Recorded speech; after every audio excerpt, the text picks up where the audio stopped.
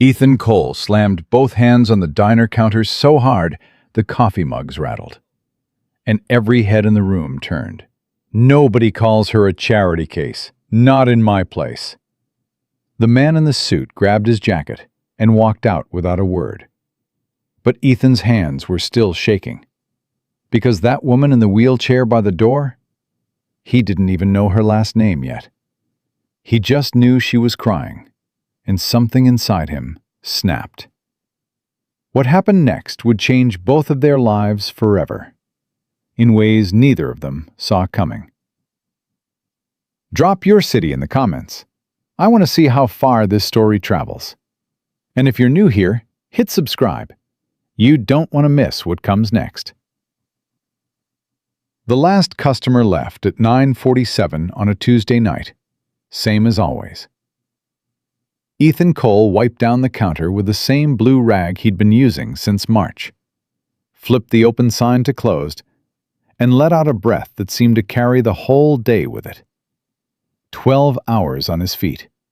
2 line cooks who'd called out sick, 1 broken ice machine, and a lunch rush that had nearly broken him with it. He was 44 years old, and some nights, 44 felt like 60. "Dad!" His son Mason's voice came from the back booth, where the kid had been doing homework for the last 3 hours. Mason was 11, smart, quiet, the kind of quiet that worried Ethan sometimes. "You forgot the box again." Ethan stopped wiping, looked at the clock. 9:49.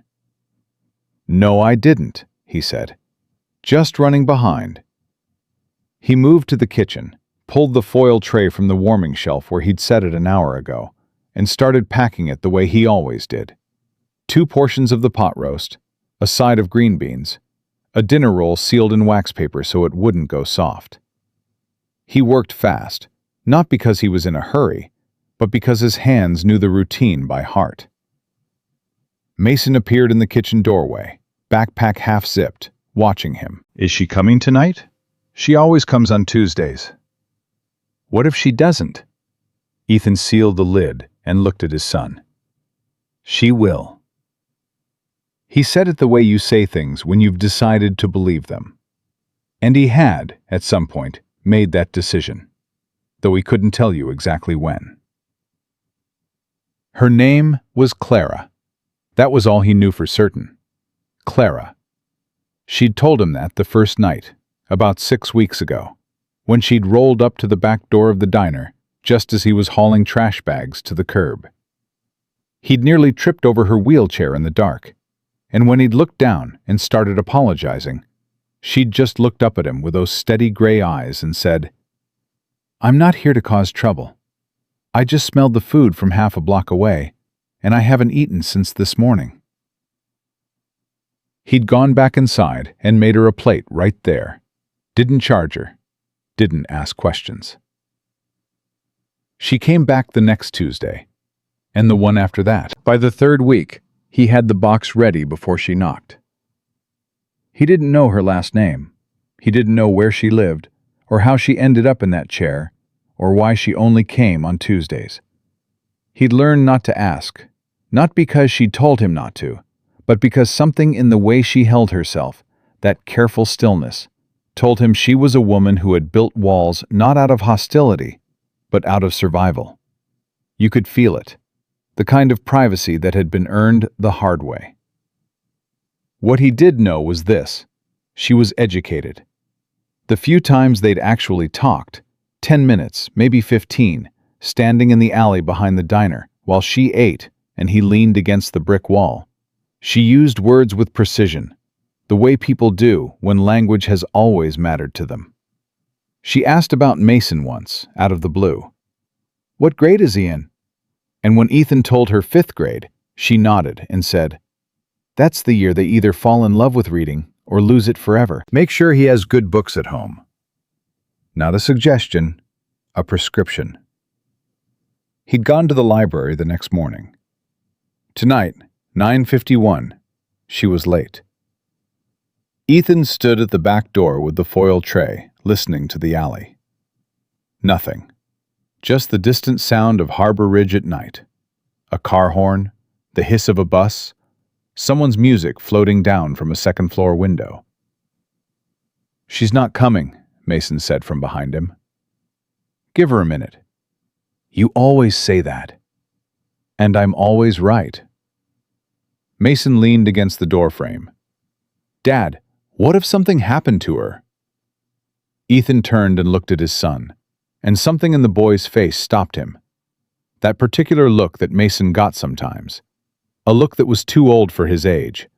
A look that had been there since the funeral 3 years ago. Since the world had proven to them both that things you counted on could disappear without warning. "Nothing happened to her," Ethan said. And then, quieter, "She's fine." He turned back to the alley, just in time to see the shape of her emerging from the far end. The slow, steady roll of the wheelchair. The familiar way she moved with her whole upper body. Shoulders working, chin slightly raised. He exhaled. She stopped about 10 feet out, which was unusual. She always came right up to the door. "You're late," he called out. He kept his voice easy, no worry in it. "I know." Her voice was different tonight, tighter. He stepped out into the alley, carrying the tray. She was wearing her regular coat, heavy green canvas, the kind built for utility, not style. And her dark hair was pulled back the way she always wore it. But her hands on the wheels were tense, knuckles high. He handed her the tray, and she took it without looking at it, which she'd never done before. She always looked at the food first. Always. Like she was checking to make sure it was real. "Clara." He said it the way you say a name when you're not asking a question, but you're waiting for one to be answered. She looked up at him. In the low light of the alley, her eyes were unreadable. But her jaw was set in a way that told him she'd been arguing with herself about something, and had finally lost the argument. "I need to ask you something," she said. "Okay. And I need you to say yes before I explain." Ethan stared at her. "That's not how I usually operate."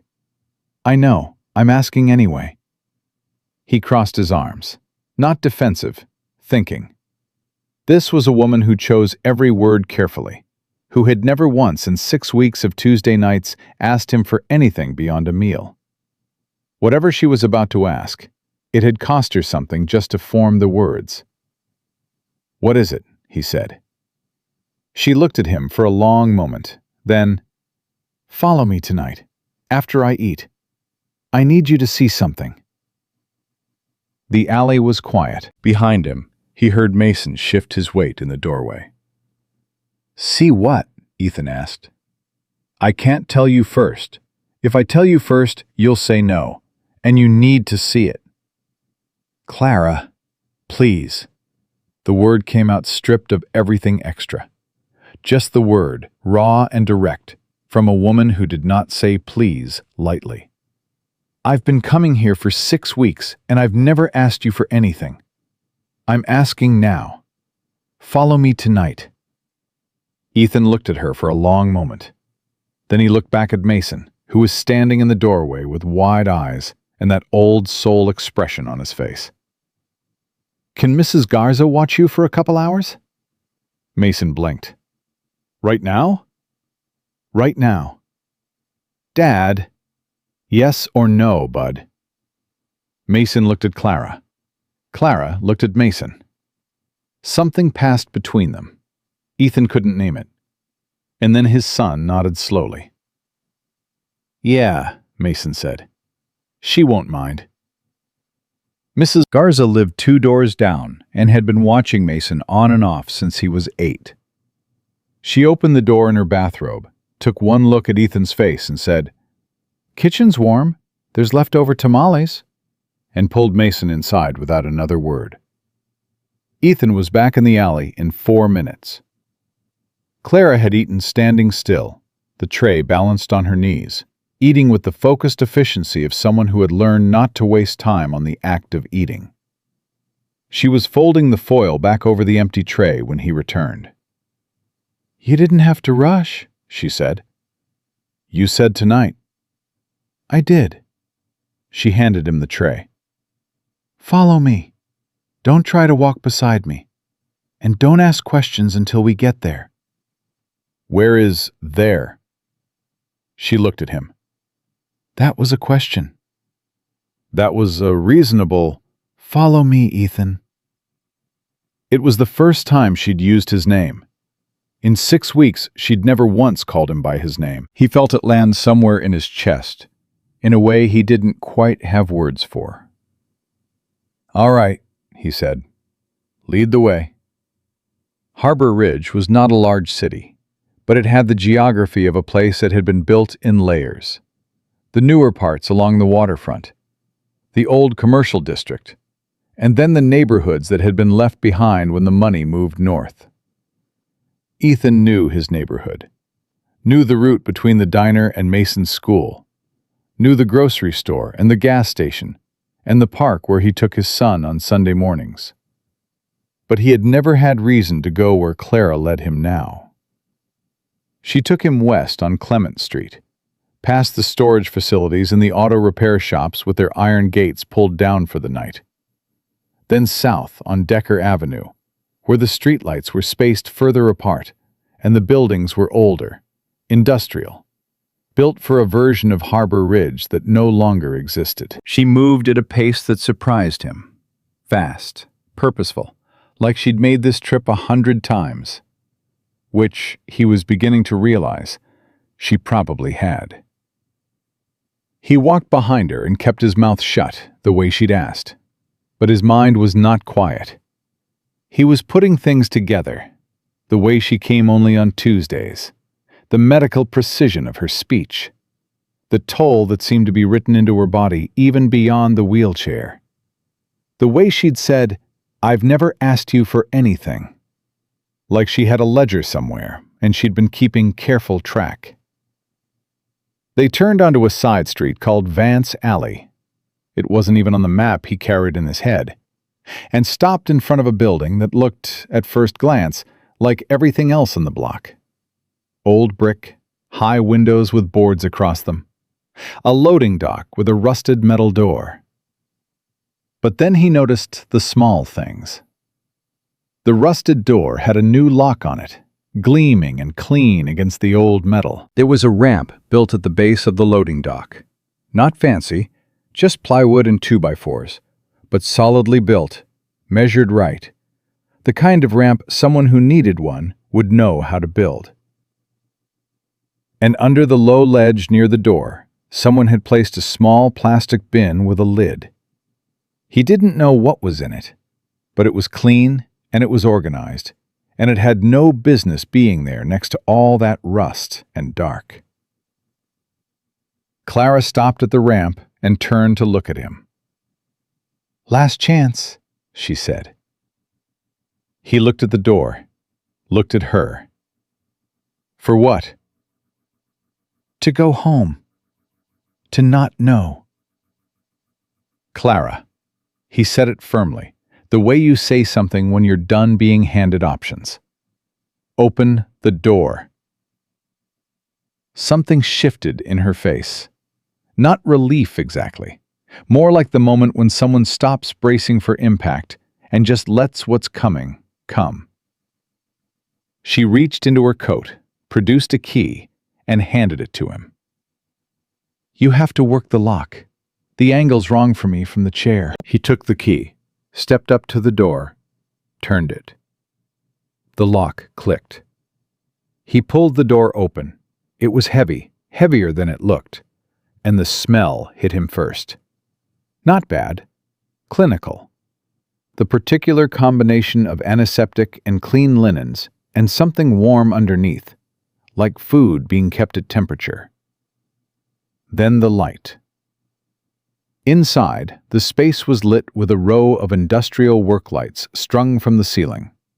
The kind you buy at a hardware store. The kind that give off that flat, clear white light. And under those lights, arranged with a precision that seemed to defy the chaos of the surrounding building, was a medical clinic.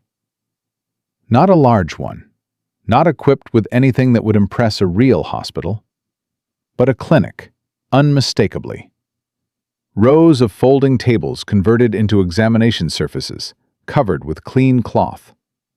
A shelving unit along one wall, stocked with labeled supplies, gauze, tape, saline, medications in sorted rows. 3 rolling carts, each one organized, each one within reach. A blood pressure cuff hanging from a hook. A pulse oximeter on a charging base that ran off a power strip, connected to a generator he could hear humming in the back corner. And the people.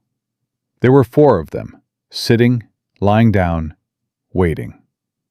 A man in his 50s with a bandaged arm, sleeping in a folding chair. A woman, maybe 30, watching the door with wary eyes. A teenager with his foot elevated, staring at his phone. An older man, gray-bearded, who looked at Ethan when he entered and then looked at Clara, and visibly relaxed. "She's back," the older man said to no one in particular. Clara rolled in past Ethan and went straight to work. She picked up a chart, an actual clipboard chart, from the table beside the gray-bearded man, and started reading it with the quick efficiency of someone running behind schedule.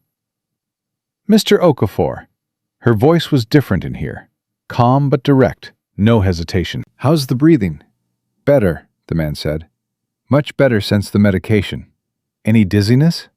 "Some this morning. Not now." "Okay," she made a note. "I'm going to check your oxygen in a few minutes. Don't go anywhere." She moved to the next patient.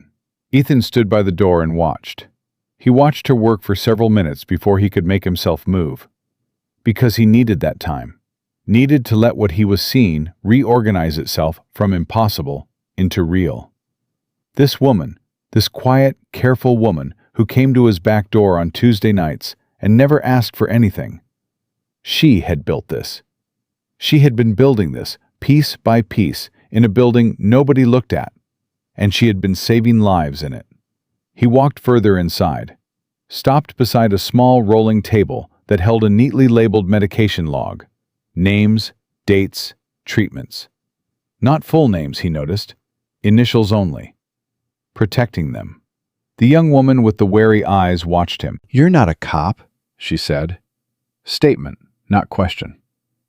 "No," Ethan said. "She vouching for you?" "She asked me to come." The woman studied him another moment, then looked away. Clara finished with Mr. Okafor and wheeled to where Ethan was standing. She didn't look at him right away. Checked something on the table, adjusted a label. Then she stopped and folded her hands in her lap. "Before you say anything," she said, "I know." "You know what?" "Whatever you're about to say." Her voice was measured. "I know this isn't legal. I know it's not safe. Not officially. I know there are 17 things that could go wrong and 11 ways this could end with me in handcuffs." She looked up at him. "I know." "Then why?" "Because last February," she said, "a man named Robert Tellis died of an infection that cost $11 to treat. He died because he had no insurance, and the free clinic on 5th Street had a 6-week wait, and he ran out of time." She paused. Steady. "He was 53 years old. He had a daughter in college. And he died of something I could have fixed in 20 minutes if I'd been here 6 months earlier." Ethan said nothing. "I was a nurse for 9 years," Clara continued. "I was good at it. Then I had an accident and lost the use of my legs and spent 2 years in rehabilitation, and then 2 more years being told what I couldn't do anymore." She said it without bitterness, just fact, the way you state a diagnosis. "But I can still do this. Every skill I had is still in my hands, in my head. And these people," she gestured at the room, "they don't have anywhere else to go. So here we are." Ethan looked around the room again, at the man sleeping with his bandaged arm, at the teenager with the elevated foot, at Mr. Okafor watching Clara with the quiet trust of someone who had learned to trust very carefully. "How long has this been running?" Ethan asked. 14 months, he turned back to her. "Alone?"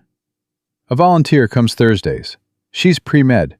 She helps with intake when the load is heavy." A pause. "Mostly alone." "Clara." He ran a hand over his jaw, trying to find the right question among the dozens crowding his head. "What do you need from me?" Her expression shifted, just slightly, like she'd been prepared for arguments and hadn't built a response to that question. "What?" "You brought me here," he said. "You asked me to see it. You said I needed to see it." He looked at her directly. "So what do you need?" She looked at him for a long moment. The generator hummed. Somewhere in the back of the space, something beeped softly. "I need help," she said finally. "The city knows this building exists. Someone filed a report last month. Anonymous. We have maybe 3-4 weeks before code enforcement comes through that door." She took a breath. "I've been trying to figure this out alone for 14 months, and I can't figure out the legal side. I don't know how to make this legitimate. I don't have money. I don't have connections." Her jaw tightened. "I came to your diner for 6 weeks before I could bring myself to ask for anything. And I still almost didn't ask. But I'm running out of time, and these people don't have anywhere else to go, and I—" She stopped, pressed her lips together. "I don't know who else to ask." The room had gone quiet.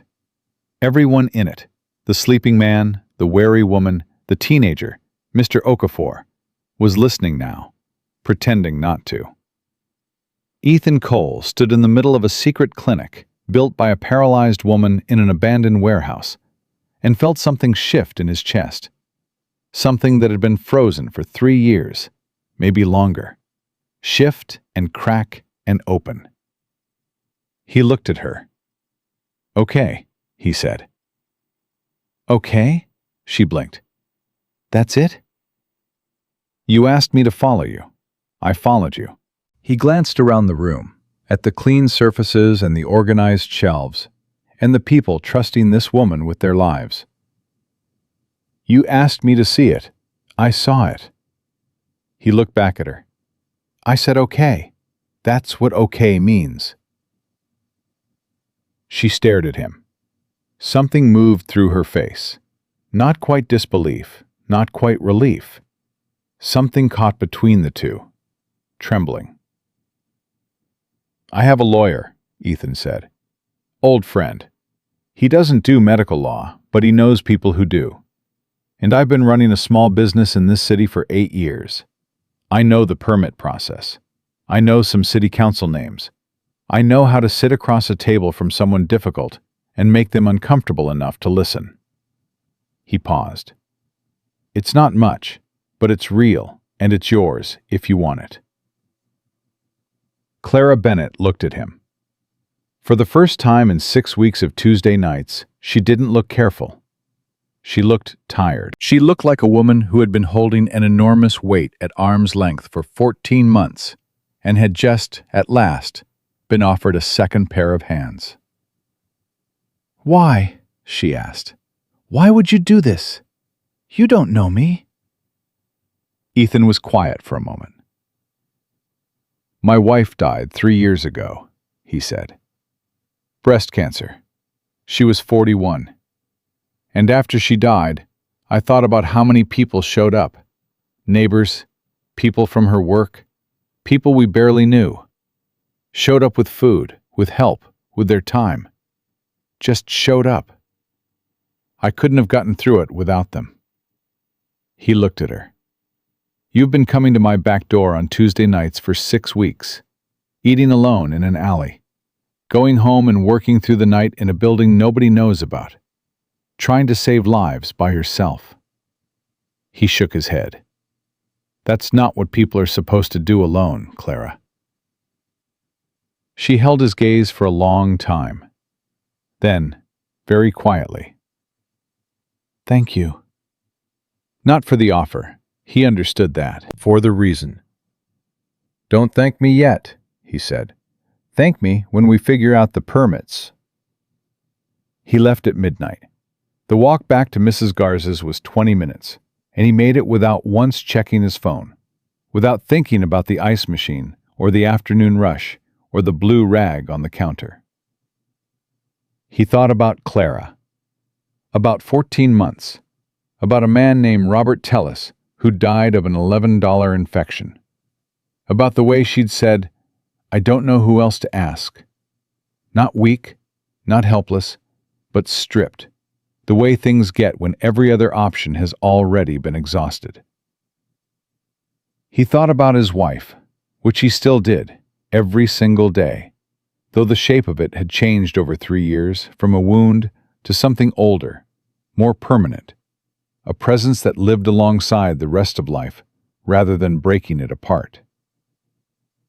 He thought about his son, who had watched him pack that foil tray every Tuesday night for 6 weeks without asking too many questions, who had seen Clara in the alley and treated her like she was already someone important. 11 years old and already reading people better than most adults. He let himself into Mrs. Garza's kitchen at 12:15. Mason was asleep on the couch, still half in his coat, a textbook open on his chest. Ethan stood there for a moment, looking at his son. Then he pulled out his phone and sent a text to his lawyer. "Hey, need to talk. Not an emergency, but it's important. Call me when you can." He put the phone in his pocket, sat down in the armchair across from his sleeping son. Outside, Harbor Ridge kept its regular sounds: traffic, the distant bark of a dog, the particular silence of a city at night that is never actually silent. And somewhere on the west side of Vance Alley, in a building that looked like nothing from the outside, a woman in a wheelchair was checking vitals and updating a chart by the light of hardware store work lamps, doing the thing she had built because no one else would, with the quiet ferocity of someone who had decided a long time ago that limitations were the start of a conversation, not the end of one. Ethan Cole stared at the ceiling and thought about what came next. He didn't know all of it yet, but he knew he was going back. The call came at 7:15 the next morning, while Ethan was cracking eggs. "You texted at midnight," said the voice on the other end. "That's either a woman or a felony." "Good morning to you too, Daniel." Daniel Marsh had been Ethan's friend since their 20s, back when they'd both been broke and optimistic in equal measure. Daniel had become a lawyer. Ethan had become a cook. Neither of them had become what they'd planned, which was, Ethan had always thought, the most honest thing about both of them. "Talk to me," Daniel said. Ethan set down the spatula. "I need to know about medical facility licensing, how you get one, what it takes." Silence on the other end. Then, "You opening a clinic?" "Not me." "Then who?" "A friend." "A friend." Daniel's voice shifted into what Ethan had privately called, for 20 years, his lawyer voice. That particular tone of careful neutrality that meant he was already thinking 3 questions ahead. "Is this friend currently operating without a license?" Ethan looked at the eggs. "Yes." "How long?" "About 14 months." The silence this time was longer. "Ethan." "I know. That's not a parking ticket." "I know, Daniel. That's cease and desist, possible criminal. I know what it is." He picked the spatula back up. "What I'm asking is whether it can be fixed, legitimized, turned into something real before the city comes through the door." Another pause. He could hear Daniel breathing, could picture him sitting at that desk in his downtown office, the one with a law school diploma framed too high on the wall because he'd measured wrong and never fixed it. "How much time do we have?" She said 3, maybe 4 weeks. She. Does that matter? Not legally. A beat. Tell me about the operation. What kind of clinic? Ethan turned off the burner, set the eggs aside, and started talking. He went through it, the warehouse on Vance Alley, the supplies, the patients, the medical log with initials instead of names, the volunteer who came Thursdays, the generator.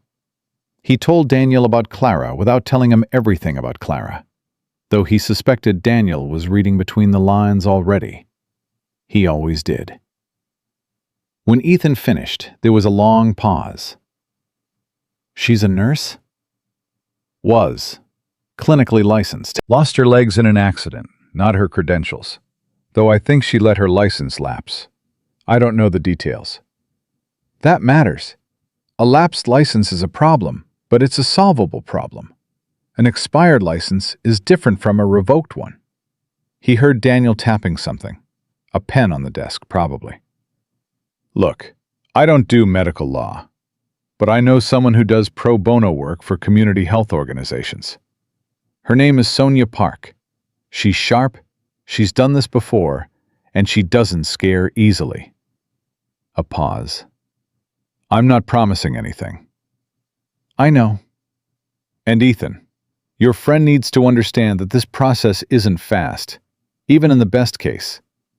We're talking permits, inspections, zoning variances, state licensing board review. She knows it's not fast, Ethan said. She's been doing it alone for 14 months. She understands hard. Daniel was quiet for a moment, then softer. All right, I'll call Sonia today. Have your friend available to talk by end of week. Thank you. Don't thank me yet. He paused. Same thing you said to her, I'm guessing. Ethan said nothing, but he almost smiled.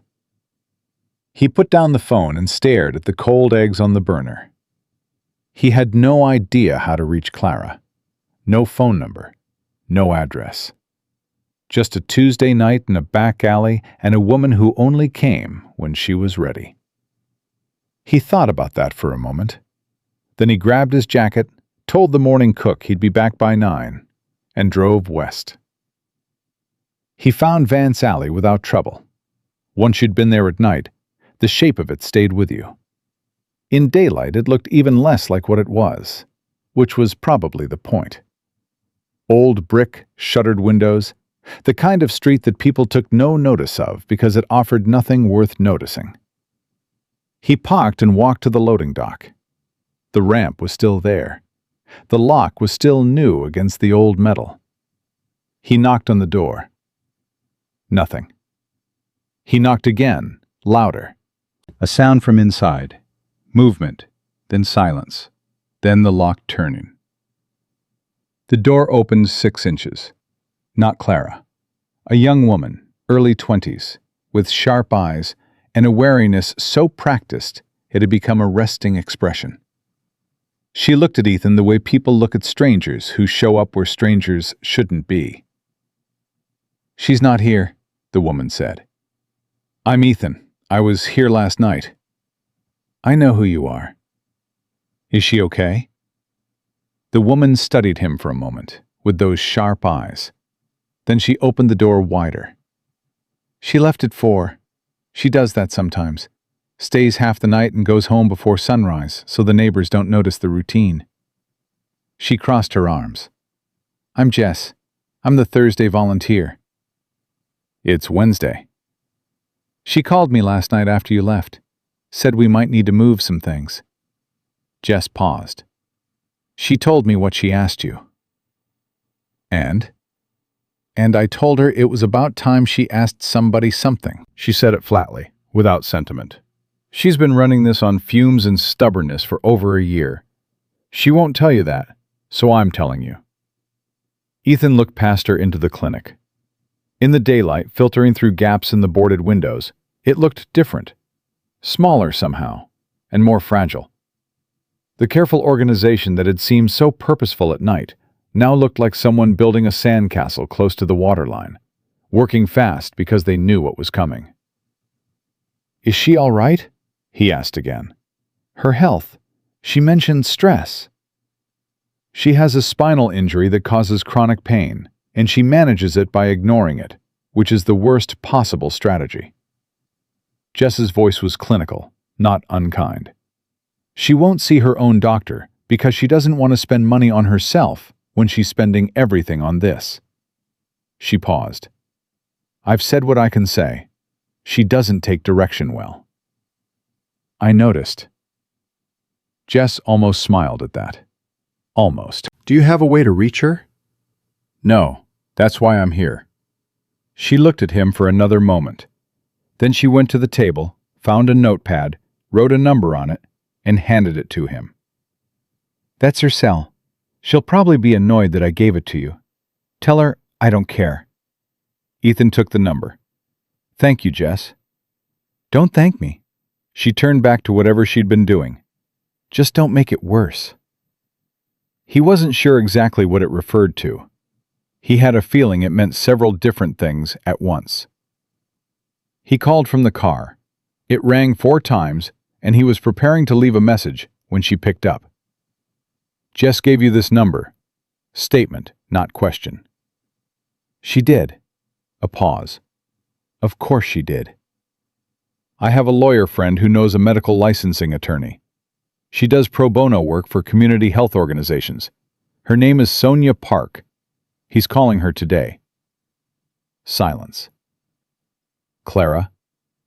"I heard you." Her voice was careful, the way voices get when emotion is being held at a specific distance. "That was fast." "You said 3 or 4 weeks. Fast seemed appropriate." Another silence. Longer. "Ethan, I need you to understand something. This isn't a—" She stopped. Started again. "I've had people offer to help before. They mean it when they say it. And then they find out how complicated it is, and they get quiet, and eventually they stop returning calls. I'm not saying that to be harsh. I'm saying it because I need to protect these people. And if I start depending on something that disappears, that's worse than not having it at all." He let her finish. Then he said, "I understand." "Do you?" "Yes. And I'm not going anywhere." He said it straightforwardly, no drama in it. "You can decide whether to believe that over time. That's fair. But I'm not going anywhere." The line was quiet. "The lawyer's name is Sonia Park," he said again. "I heard you the first time." A pause. "Tell me what I need to have ready for her." So he told her what Daniel had said: the licensing board, the zoning questions, her nursing credentials. She listened without interrupting, and he could tell she was writing things down by the small sounds on her end. "My license is lapsed," she said when he finished. "Not revoked. I stopped paying the renewal fees 2 years ago because the money went here." Daniel said lapsed is fixable. "It's also expensive to reinstate." "How expensive?" She named a number. It wasn't enormous, but it wasn't nothing either. Not for someone who had been funneling every spare dollar into a secret clinic for over a year. "I can cover that," Ethan said. "No." "Clara, no." Her voice was firm, not grateful. "I'm not taking your money." "Think of it as a loan." "I think of everything as a loan," she said. "That's how I got here. Every piece of equipment in this place. Loan from myself, loan from a credit card that's probably already a problem, loan against a future I keep telling myself exists." She paused. "I won't take money from you." He didn't push it. Not yet. "All right. Let's start with Sonia Park and see what the actual picture looks like. Everything else we figure out as we go." She was quiet for a moment. "You're very calm about this." "I run a diner," he said. "My default setting is, what's the problem? What do I need? How do I get it? I've been doing it for 8 years." That's not the same as a medical facility licensing process. No, but it's the same stubbornness. She made a sound, not a laugh exactly, but adjacent to one, the kind of sound that escapes when someone is trying not to let something through, and it gets through anyway. Okay, she said. Sonia Park. End of week. End of week. He ended the call and sat in the parked car on Vance Alley for a moment, looking at the building. Somewhere behind that heavy door and those boarded windows, Jess was organizing supplies and a generator was humming, and there were probably people already waiting. People who had nowhere else to go. He thought about Robert Tellis, 53 years old, a daughter in college, died of an $11 infection. He put the car in drive. The next 3 days were a crash course in how many walls you could hit before noon. Sonia Park called on Thursday. Ethan sat in on the call, at Clara's permission, mostly to listen. Sonia was efficient and direct and did not waste time on reassurance. She laid out the landscape like a topographic map. Every hill, every valley, every cliff edge. The zoning on Vance Alley was commercial industrial, which created a problem for medical use. The state licensing board required a physical inspection before a facility could be approved, which meant the current setup would have to be disclosed. Clara's nursing license reinstatement was manageable, but would take 6 to 8 weeks, potentially longer than the time they had. The critical issue, Sonia said, is the property. Who owns the building? Clara said a development company had bought it 3 years ago as part of a block acquisition, then done nothing with it. I've been inside on a kind of informal understanding, she said. Sonia was quiet for a moment. What does informal understanding mean exactly? It means the building manager knew I was using the space and didn't report it. Does this building manager have a name? Earl Duchamp. He's about 70, lives 2 blocks away. He told me once that the company that owns it is waiting for a rezoning approval that's been stuck in committee for 2 years and doesn't look like it's moving. She paused. He said, and I'm quoting, "Nobody's going to notice a little good happening in a building that's just sitting there rotting." Earl Duchamp may have just become the most important person in Harbor Ridge, Sonia said dryly. Get me a meeting with him. After the call, Ethan sat across the diner counter from Clara. She'd come in through the front door this time, in the afternoon, when the lunch crowd had thinned. It was the first time she'd been inside the diner itself, rather than in the alley. She sat at the counter and drank the coffee he put in front of her, and held the mug the way people hold things when they're thinking hard. She's not sugarcoating it, Clara said. No. Zoning alone could kill it. Maybe. He refilled her mug. Or Earl Duchamp could open a door. Or Daniel knows someone on the city council. Or Sonia files for a temporary operating variance while the licensing processes. She mentioned that as an option. Clara looked at her coffee. You've been doing research. I've been listening. She was quiet. Then, what did Mason say about last night? Ethan set down the coffee pot. He asked if you were okay. She looked up. First thing in the morning, Ethan said, before breakfast. He came downstairs and said, "Is the Tuesday lady okay?"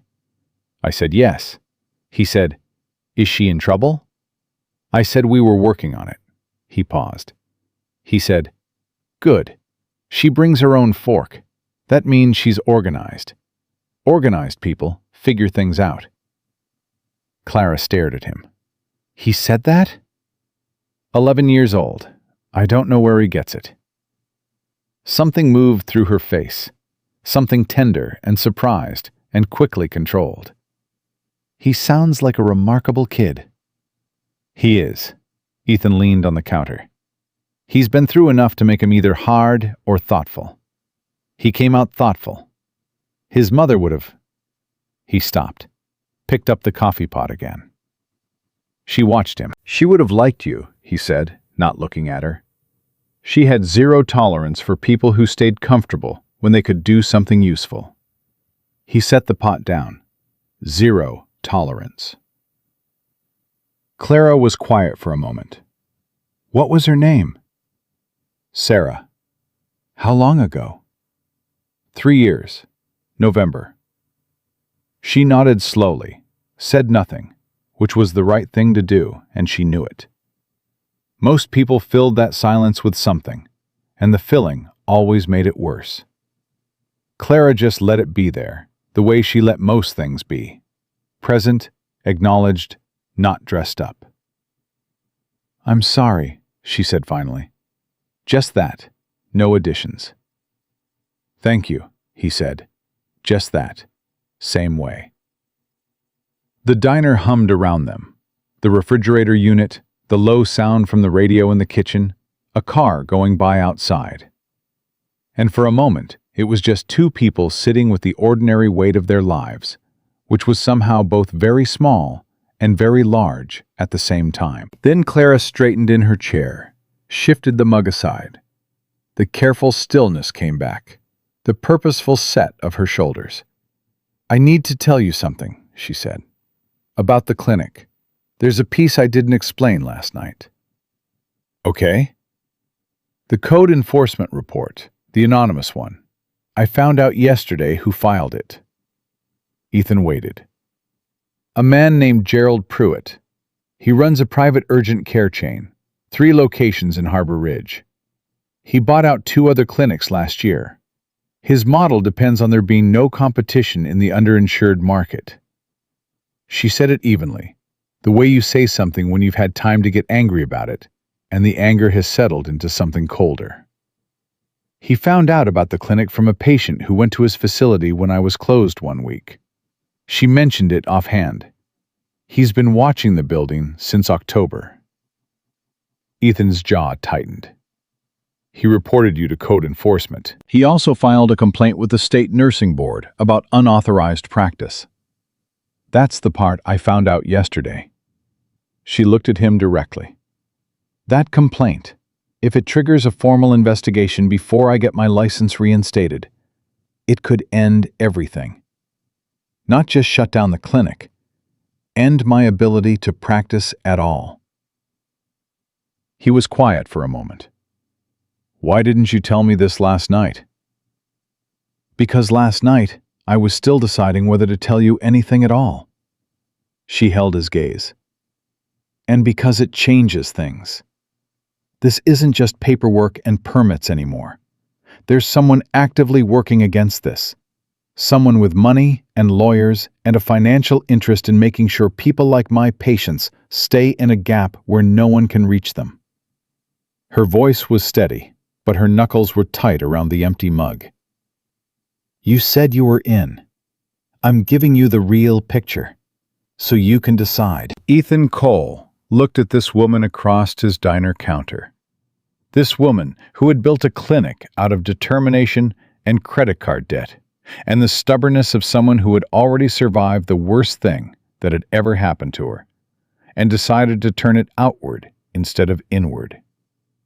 This woman who would come to his back door on Tuesday nights and never asked for anything, and when she finally did ask, had made sure he understood every risk.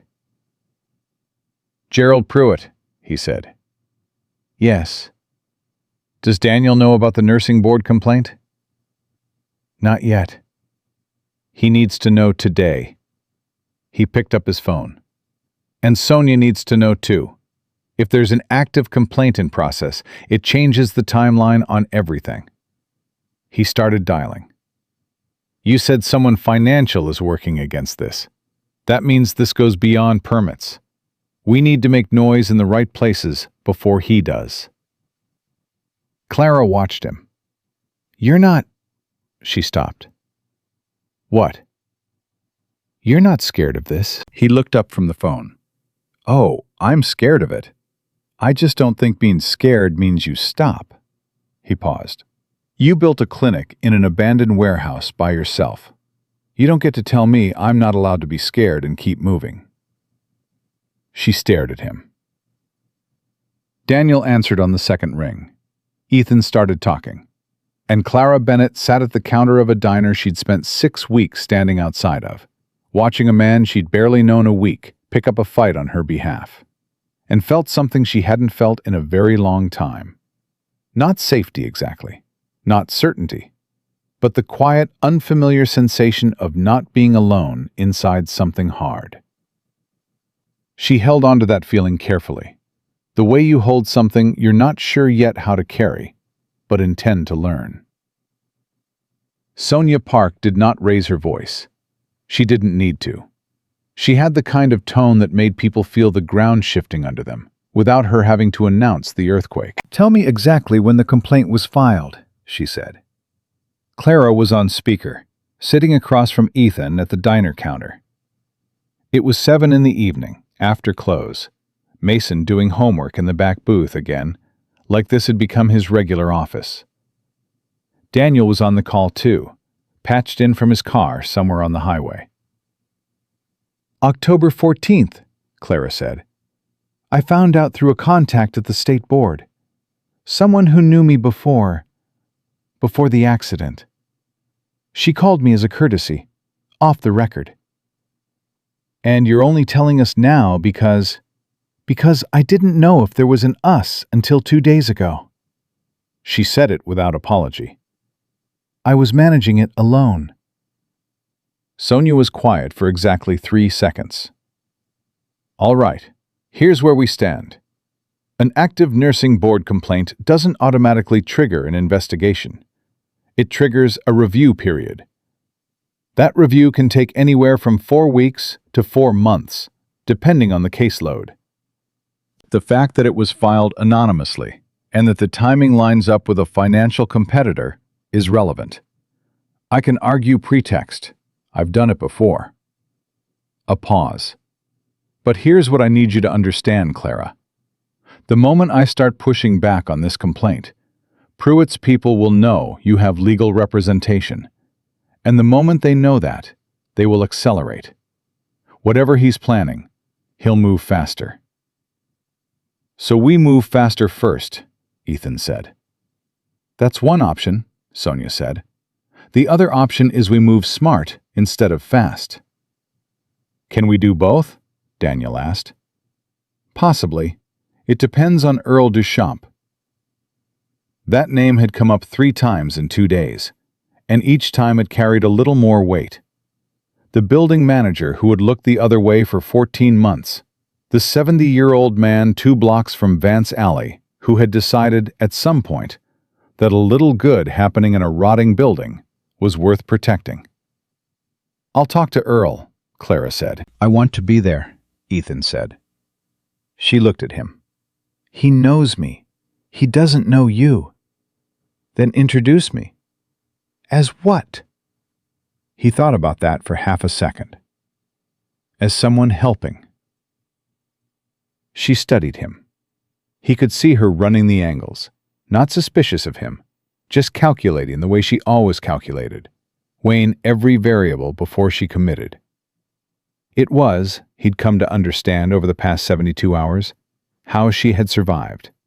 Not by being closed, but by being careful. There was a difference. "Fine," she said. After the call ended, Daniel called back on a separate line and talked to Ethan privately for 10 minutes. The conversation was less legal and more honest.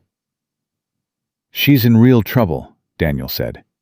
"Not unfixable, but real." "I know. Pruitt's got resources. If he decides to push this to the licensing board hard and hire someone to make noise with code enforcement simultaneously?" "Daniel, I'm just making sure you're clear." "I'm clear." Ethan leaned against the wall near the kitchen door. "What do you think, honestly?" A pause. "I think Sonia can fight the nursing board complaint successfully. I think the zoning issue is genuinely difficult, but not impossible, especially if the property owner can be brought in as a willing participant rather than a hostile one." I think the real wild card is time. He paused again. And I think you've gotten very personally invested in this very quickly. Ethan said nothing. Which is not a criticism, Daniel added. It's an observation. She's trying to save lives, Daniel. I know that. With no resources and no help, and someone actively trying to stop her. I know that too. A beat. I'm just saying, make sure you're helping because it's right, not because she's... Good night, Daniel. Ethan, thank you. For Sonia. For everything. Good night. He ended the call.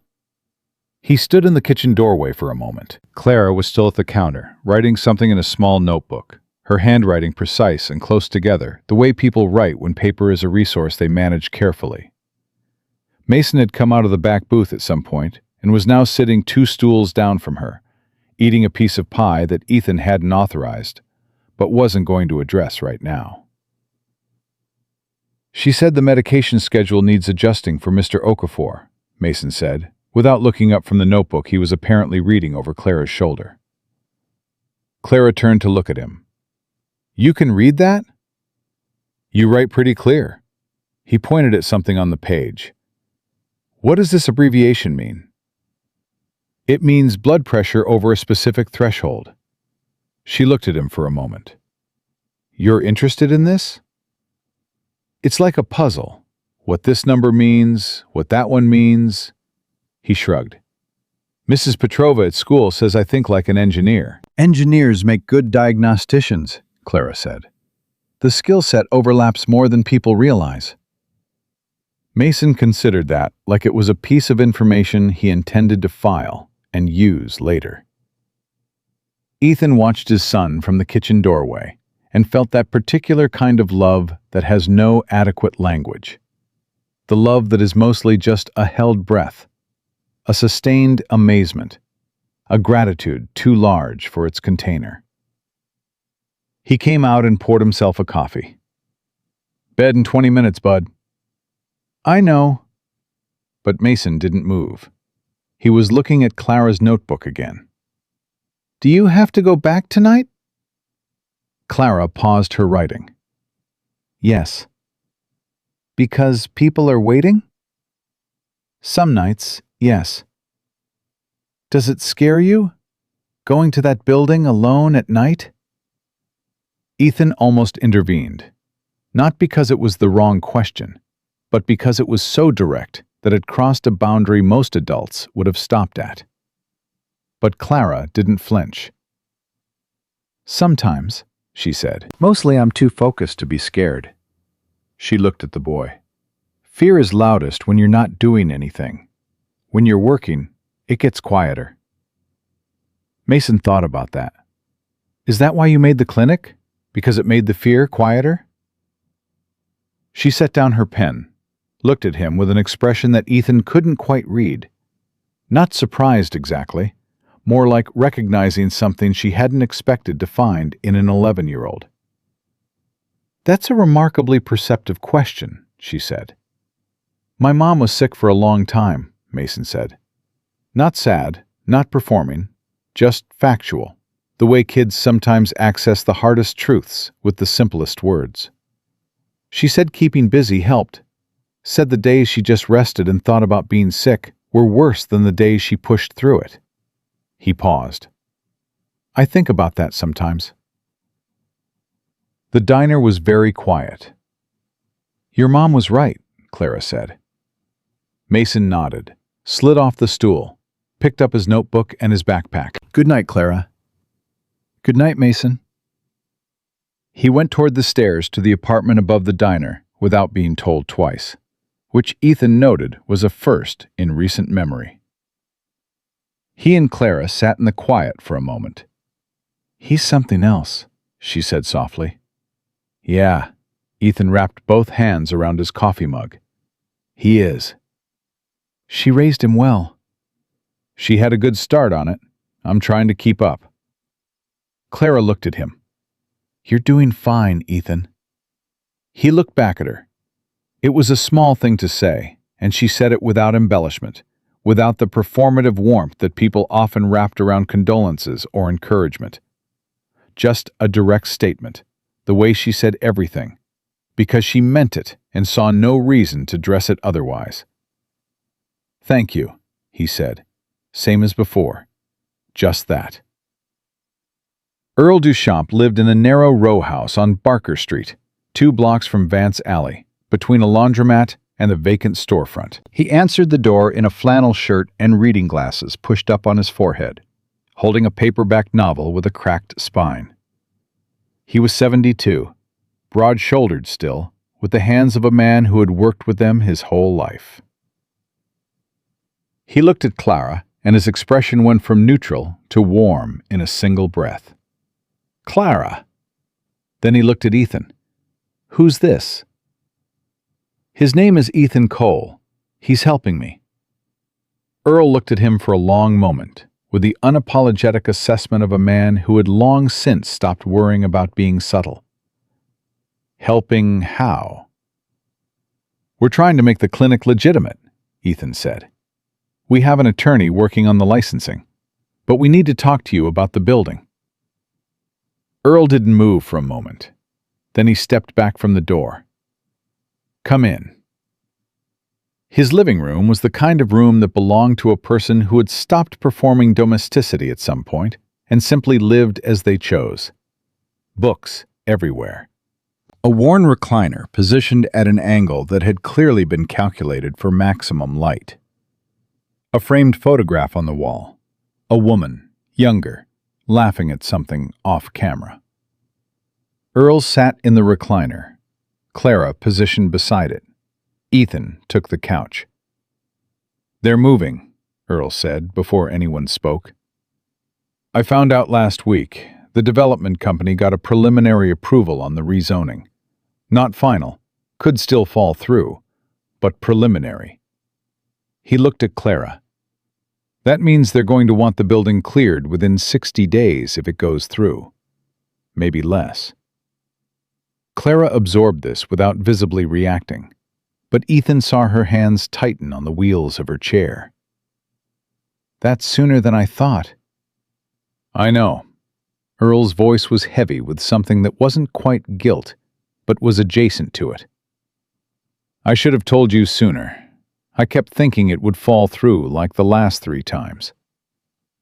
"It's all right, Earl." "It's not all right. You needed the time." He looked at Ethan. "What does your attorney say?" "She says the key question is whether the property owner can be brought in as a willing participant. If the development company would consider leasing the space formally, even at a minimal rate, while the rezoning processes, it creates a legal foothold." Earl shook his head slowly. "You don't know these people. I've been their building manager for 6 years, and I've never actually met anyone from the company.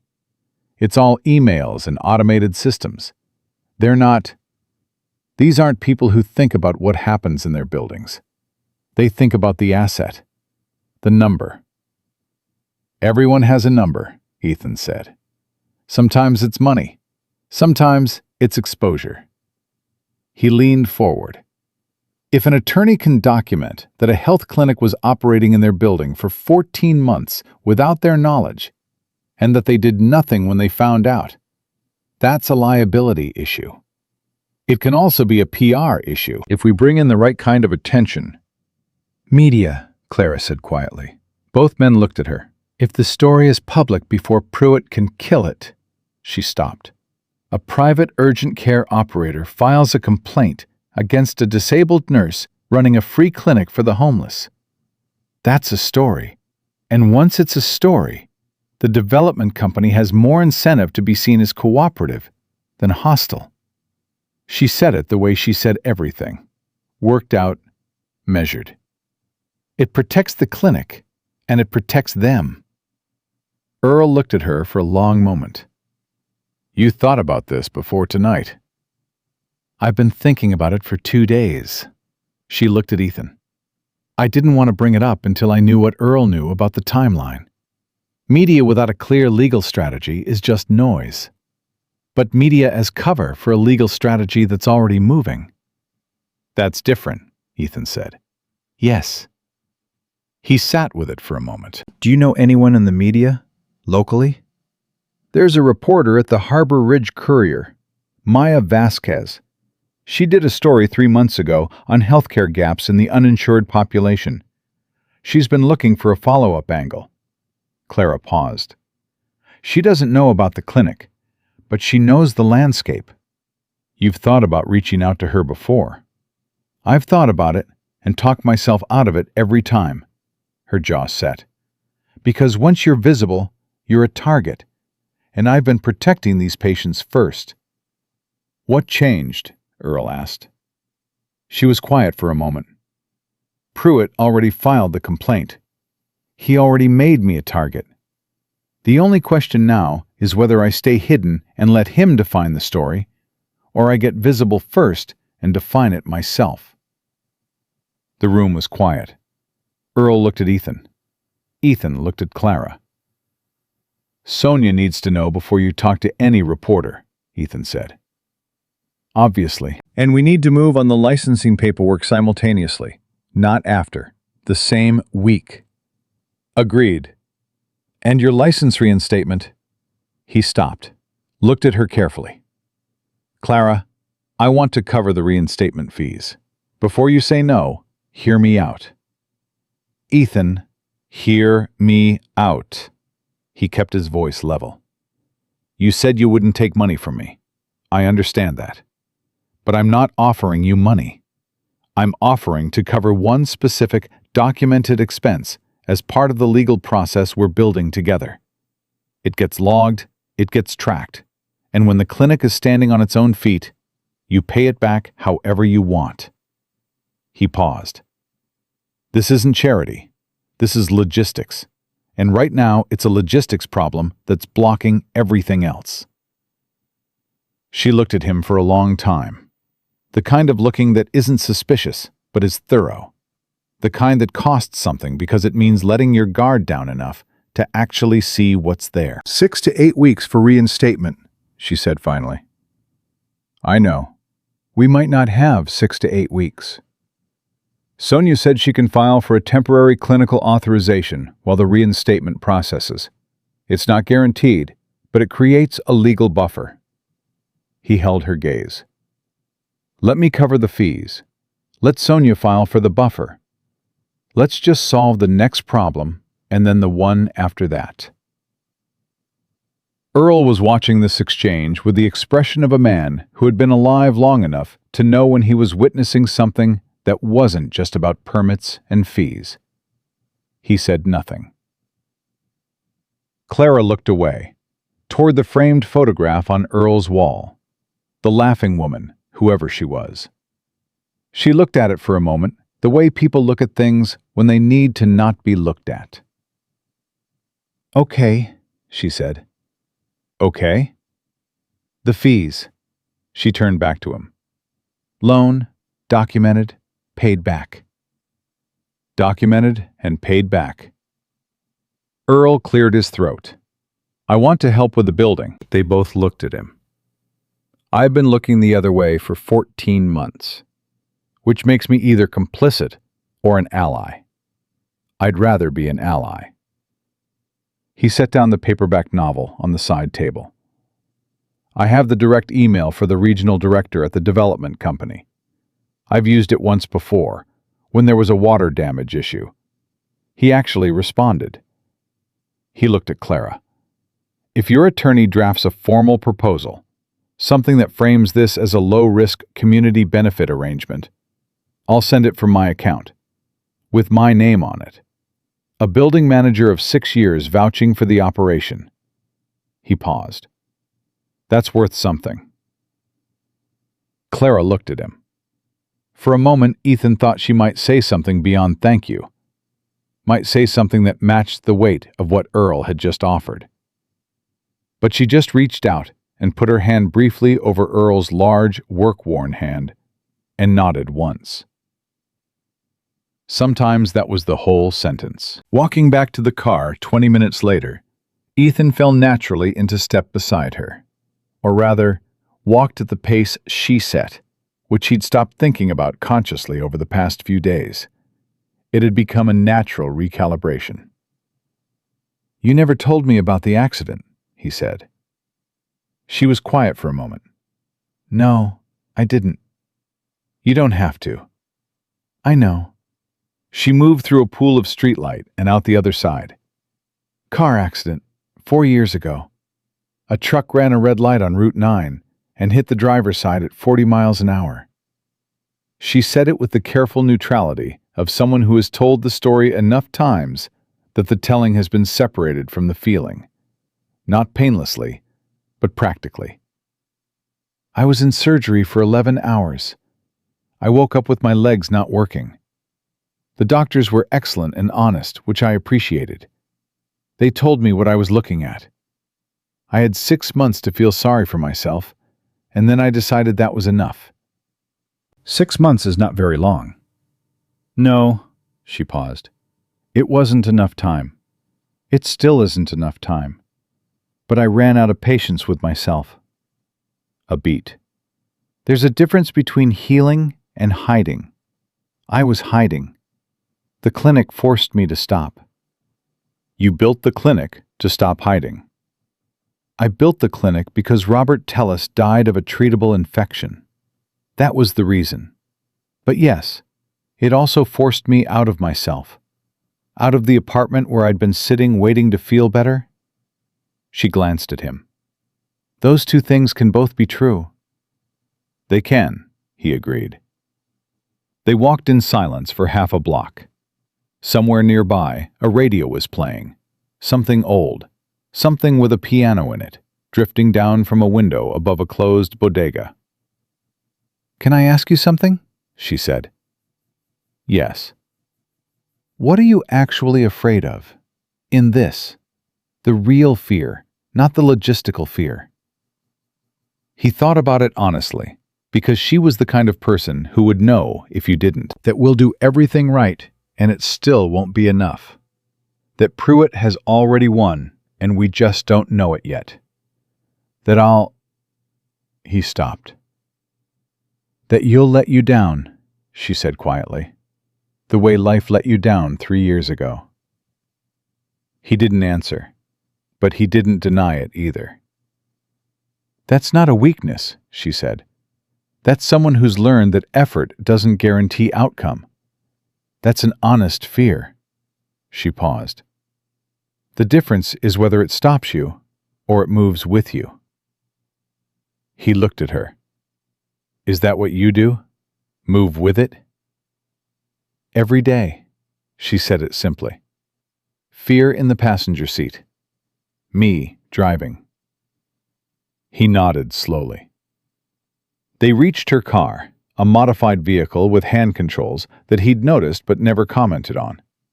She unlocked it and began the transfer from chair with the efficient, unself-conscious practice of someone who'd done it 10,000 times. "Clara." She paused, half-transferred. He kept his voice even. "We're going to make this work." She looked at him from the car door, those steady gray eyes, that face that held things carefully. "I know," she said, not as a reassurance, as a decision. She closed the door. He stepped back, watched the taillights move down Bacher Street and disappear. He stood there for a moment in the dark, outside a row house on a side street in Harbor Ridge, with the weight of the next several weeks already settling across his shoulders. It was heavy. It was real. And it was, without question, exactly where he intended to be. He walked back to his car and pulled out his phone. Sent a message to Sonia. "Earl Duchamp is in. Has direct contact at the development company. Ready when you are." The reply came in under 2 minutes. "Good. Tell him to stand by. I'm drafting the proposal tonight." He put the phone away, looked up at the sky, clear, Harbor Ridge cold, a scatter of stars visible between the buildings. Somewhere across town, in a building on Vance Alley, there were people waiting. And the woman they were waiting for was driving toward them through the dark, with fear in the passenger seat and her hands steady on the wheel. Sonia's proposal went to the development company on a Monday morning. By Wednesday, they had not heard back. By Friday, Ethan had stopped checking his phone every 20 minutes and started checking it every 10. "It's only been 5 days," Daniel said when Ethan called him that afternoon. 5 days is a long time when you're running on a 4-week clock. It's a real estate company. Their standard response time on anything that isn't a revenue issue is measured in geological epochs. A pause. Sonia knows what she's doing. Let her work. Ethan let it go. But letting it go and actually releasing it were two different things, and he knew it. And he suspected Daniel knew it too. What kept him occupied in the meantime was Maya Vasquez. Clara had reached out on Tuesday, 3 days after their conversation at Earl's. She'd done it carefully. Not a pitch, not a story, just a conversation, a preliminary. Maya had called back within the hour. The two of them had talked for 40 minutes while Ethan sat across the diner counter, listening to Clara's half of the exchange, reading her expression the way you read weather when you don't have a forecast. When the call ended, Clara put the phone down and said, "She wants to meet, in person, at the clinic." "That's a significant step." "I know," she looked at him. "I told her we needed a week to get the legal framing in place before she saw anything. She agreed to hold the story until we're ready." A pause. "She's the real thing, Ethan. I could tell.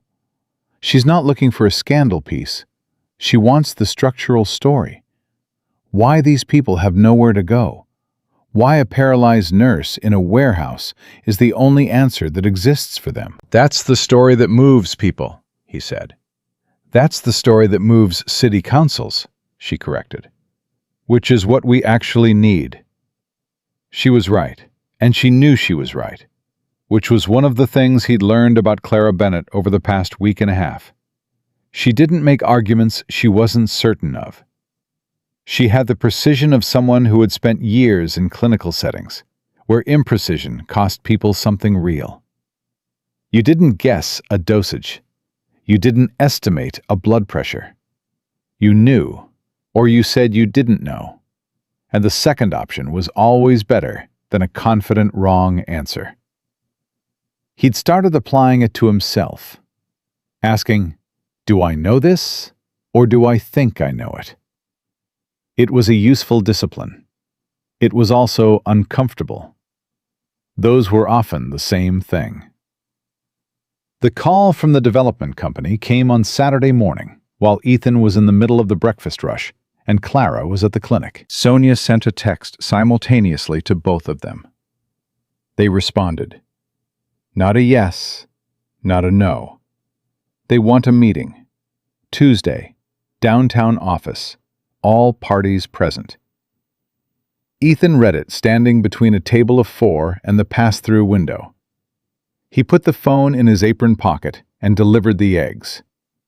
He texted Clara from the back. "You see Sonia's message?" Her reply came in 2 minutes. "Yes, Tuesday works." Then, after a pause, "Ethan, this is the one that matters." He knew what she meant. Not legally. Sonia had explained that even a positive meeting wouldn't resolve the zoning question or the nursing board complaint. Those were separate battles on separate tracks. But the development company meeting mattered because it was the first time someone with actual institutional power would sit across a table from Clara's reality and have to decide what to do with it. Every other piece of the process was procedural. This was human. That night, after close, he went to the clinic. He didn't always go. He'd been conscious of not making himself a fixture, of not inserting himself into the space in ways that changed its rhythm. But Clara had called that afternoon and said, almost offhandedly, "Mr. Okafor's breathing has been irregular. I might need help moving him if it gets worse. Jess can't come tonight." "I'll be there," he'd said, He let himself in with the key she'd had made for him, a development that had happened without ceremony. She'd simply handed it to him one evening and moved on, and found the clinic running the way it always ran, quietly, with a competence that had no audience and needed none. Mr. Okafor was in the chair he'd claimed as his own over the past 2 weeks, his breathing audible but not critical. Clara beside him with the pulse oximeter and a clipboard. She looked up when Ethan came in and nodded once, which meant, "He's okay. We're okay. Thank you for coming." Jess had trained him on the basics over the past week. How to take a blood pressure, how to read the oximeter, how to document on the intake forms in the spare, initials-only shorthand they use to protect patients. He wasn't useful in any clinical sense, but he could hand things, he could move things. He could sit with someone who was scared and talk to them in the plain, unhurried way he'd always talked to people, which turned out to be worth more than he'd expected. He sat with a woman named Darlene that night, mid-50s, a wound on her leg that Clara was treating for the 3rd time. Darlene was not a person who trusted easily or quickly, which she'd made clear every time Ethan had seen her. But that night she was tired, and tired people sometimes lower the drawbridge just because holding it up costs too much. "You the boyfriend?" she asked, watching him set up the supply cart the way Jess had shown him. He didn't hesitate long enough to make it awkward. "No, I'm helping." "Everybody's helping something," Darlene said. "Question is, why?" "That's a fair question." He set the cart and turned to face her. "She came to my back door 6 weeks ago. Needed a meal. I gave her one. Turns out she was doing something worth helping." He shrugged. "That's the whole story."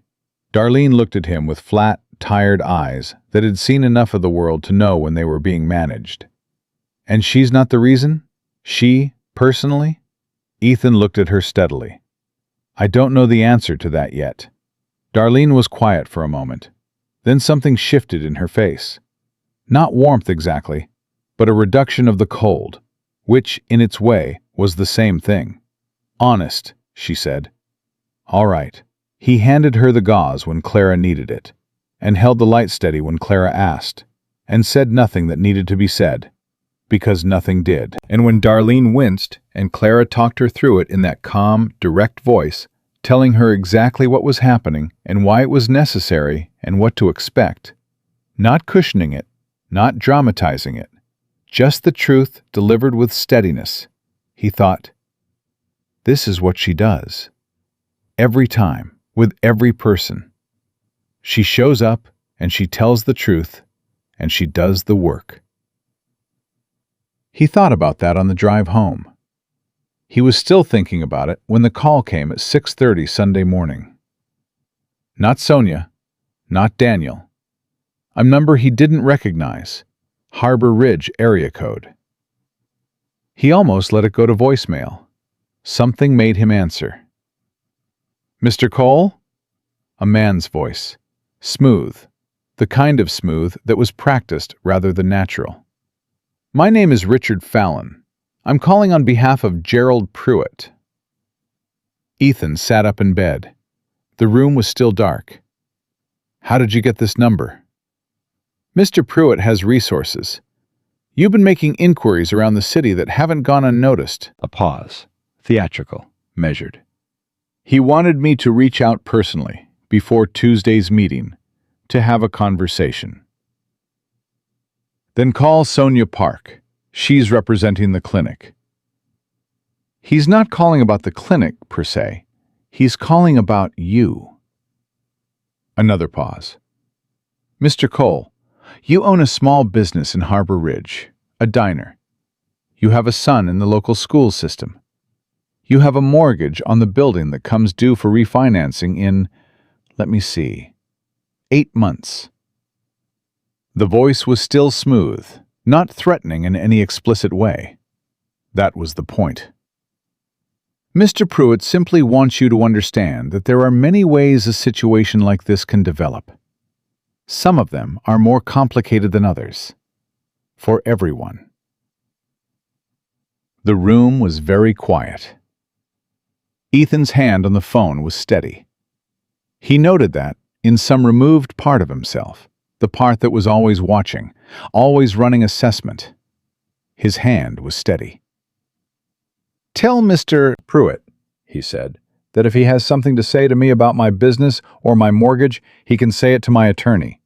And tell him that calling a private citizen at 6:30 on a Sunday morning to imply threats is the kind of thing that gets documented." He paused. This call was recorded. It wasn't. But Richard Fallon didn't know that. "Have a good morning." He ended the call, sat in the dark for a moment, then called Clara. She answered on the second ring, which told him she was already awake. Probably had been for hours. He'd learned that she slept badly and had mostly stopped apologizing for calling at irregular times, because she'd made clear she preferred it to being handled carefully. "Pruitt called me," he said, "through a person named Richard Fallon. Implied that my business and my mortgage were considerations." He kept his voice factual, the way she kept hers. "I'm telling you now because you need to know the full picture." Silence. Then, "He's escalating." "Yes." "This means Tuesday matters more than we thought. He's trying to rattle the table before we sit down at it." She was quiet for a moment. "Are you rattled?" "A little," he said honestly. "My son lives above that diner, Clara." "I know." Her voice was different. Not softer exactly, more careful. "Ethan, if this has gotten to a point where your family—" "Don't," he said. "I'm serious. If he's willing to—" "Clara." He said her name the way he'd learned to say it, not stopping her, but making space. "I'm telling you so we're both informed. I'm not telling you so you can tell me to step back." He paused. "Call Sonia. This call gets documented today, and it goes into the meeting on Tuesday as evidence of what Pruitt is actually doing." She was quiet long enough that he could hear her breathing. "You're sure?" "I'm sure." Another pause. "I'm sorry he called you." "Don't be sorry. Be ready for Tuesday." He heard the shift in her, the intake of breath that was her version of squaring her shoulders, that particular internal recalibration he'd come to recognize. "I'm ready," she said.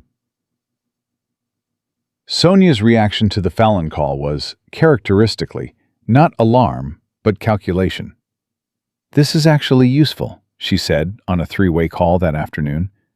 "It documents that Pruitt is aware of the Tuesday meeting, which means someone at the development company told him about it, which tells us something about his reach.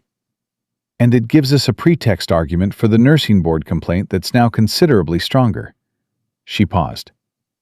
"I'm going to request that the board delay their review period pending a conflict of interest investigation.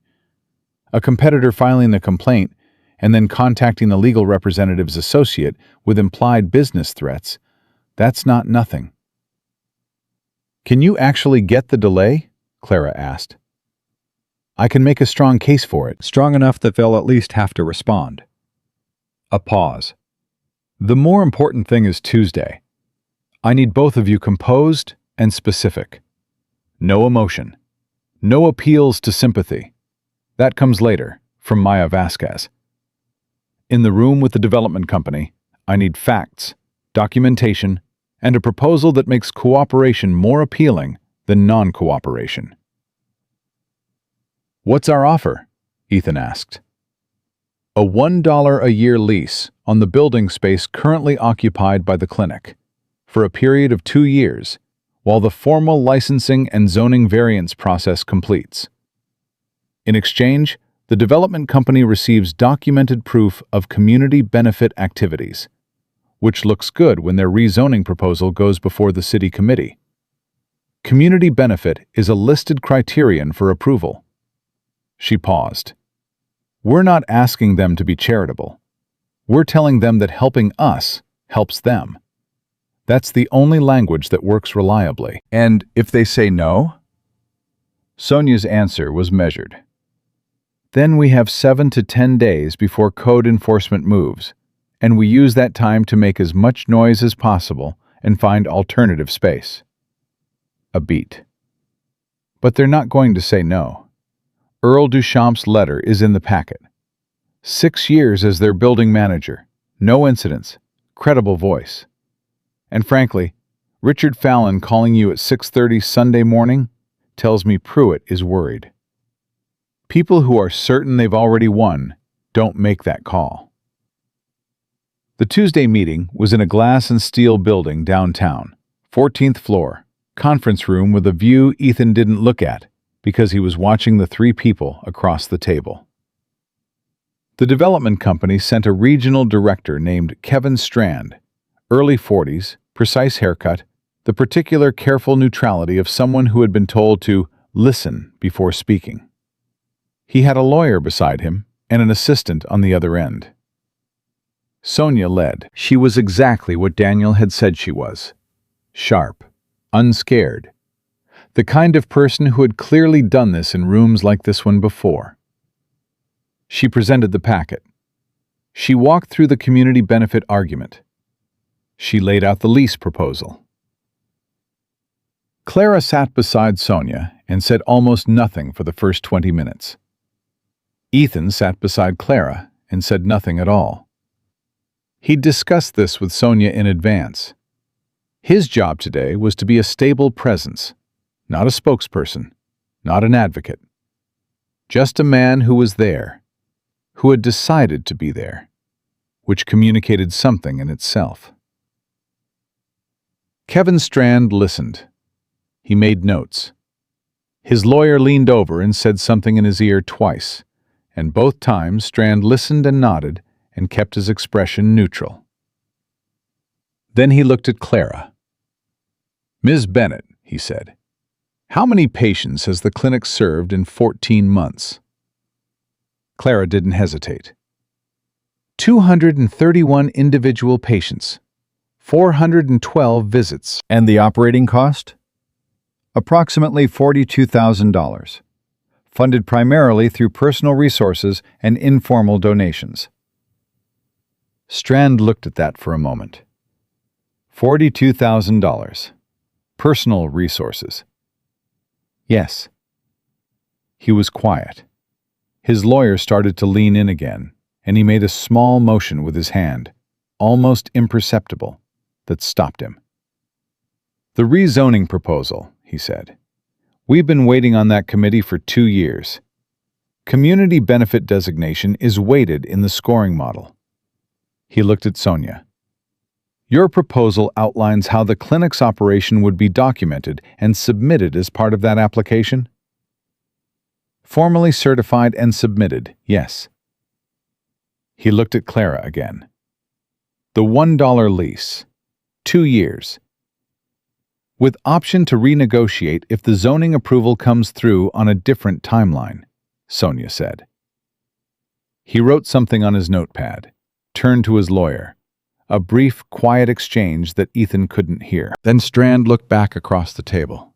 "I'm not authorized to give you a final answer today. I need to take this back." He paused. "But I want to be direct with you, Miss Bennett. I've read the summary of Gerald Pruitt's complaint to the nursing board.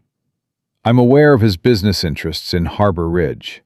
He said this with the careful diction of someone leaving a paper trail deliberately. "That's not a factor I'm unaware of." Clara held his gaze. "I appreciate that. I'll have an answer by Thursday." He stood, extended his hand across the table, to Sonia first, then to Clara, then to Ethan. When he shook Ethan's hand, he said simply, "Good of you to be here." Ethan said, "Wouldn't be anywhere else." In the elevator going down, Sonia looked at her notes and said, "That went better than I planned for." "Is that a legal assessment?" Ethan asked. "It's an honest one." She looked up. "He knew about Pruitt. He brought it up voluntarily." That means he's decided something internally, and he's making sure the record reflects where he stood. She looked at Clara. "He's going to say yes. Not because he's altruistic, Because Pruitt's play is too aggressive, and Strand doesn't want to be on the wrong side of it when it becomes public. Clara was quiet. They stepped out of the elevator into the lobby, through the glass doors, onto the street. She stopped on the sidewalk and didn't say anything for a moment. Just sat there in the cold midday light, looking at nothing in particular. "Clara," Ethan said. "I'm fine." She said it before he could ask. Then she turned to look at him, and he saw it. What she was holding. What she had been holding through the entire meeting. The entire week. The entire 14 months. Not breaking. Just visible, finally. The full weight of it. "I just need a minute." He stood beside her and gave her the minute. Around them, Harbor Ridge moved and breathed and carried on. People walking past, a delivery truck idling at a light, someone's phone ringing and being answered. The ordinary noise of a city that didn't know it contained this specific Tuesday, this specific sidewalk, this specific woman who had spent 14 months holding something enormous, entirely alone. "You okay?" he said, finally. "Yes." She straightened, hands back on the wheels, shoulders back. "Let's go. I have patience tonight." He walked with her to where her car was parked, 3 blocks down, and didn't try to fill the silence because she didn't need it filled. What she needed, what she'd always needed, was someone who understood that being present didn't require being loud about it. When she reached the car, she looked up at him. "Thank you. For today." "You didn't need me in there." "No," she said, "but I wanted you there." She held his gaze for a moment, long enough to mean something. "That's different." He nodded, said nothing. She got in the car. He watched her drive away. He stood on the sidewalk with his hands in his jacket pockets, 2 blocks from a glass tower where a regional director was probably already drafting a memo that would change everything, and thought about what she just said. Not needed. Wanted. He walked back to where he'd parked, started the car, and sat for a moment before pulling out. Thought about Mason at school right now, probably arguing with someone about something with great confidence and no particular basis, the way he did. Thought about the clinic on Vance Alley. Thought about Robert Tellis and his daughter in college. Thought about a Tuesday night 6 weeks ago, a foil tray and a back alley, and a woman saying, "Please follow me tonight," with the raw simplicity of someone who had run out of other options. He pulled out his phone and sent a message to Mason's school account, the one Mason checked obsessively, claiming he didn't. "Good day today. Tell you about it tonight. Proud of you for no particular reason." The reply came back in 4 minutes, which meant Mason was absolutely checking it in class. "Dad, I'm in school." Then, 10 seconds later, "Also, you too." Ethan smiled. Actually smiled. The kind that started somewhere deeper than the face. Put the car in drive. Headed back to the diner, where there was a dinner rush to run, and a blue rag on the counter, and 12 hours of regular life waiting to be lived. Thursday couldn't come fast enough. Thursday came the way important days always do. Quietly, without announcement, looking exactly like every other morning until it didn't. Ethan was behind the counter at 7:15 when his phone buzzed. Sonia's name on the screen. He set down the coffee pot and answered. "They said yes," Sonia said. He didn't say anything for a moment, just stood there with the phone against his ear and the morning rush moving around him. Plates going out, someone asking for a refill, the kitchen radio playing something low and indistinct, and let those 3 words land. $1 a year? He said. $1 a year. 2-year lease with an option to extend pending the rezoning outcome. They want the community benefit documentation certified quarterly, and submitted directly to their rezoning application. A pause. Kevin Strand drafted the memo himself. Didn't run it through 3 layers of legal first, which tells you how motivated he is to be on record before this goes public. She let that settle. It's not everything. The nursing board complaint is still active. The zoning variance is still months away. Clara's license reinstatement is still in process. But this is the ground under her feet, Ethan. This is the thing that makes everything else possible. I know. His voice came out lower than he intended. Does Clara know? I called her first. She said, and I'm quoting, "Okay, what's next?" He smiled at the counter. That sounds right. She also said to tell you she'd be at the diner at noon. A brief pause that felt less professional than the rest of the call. You've got good people around you on this, Ethan.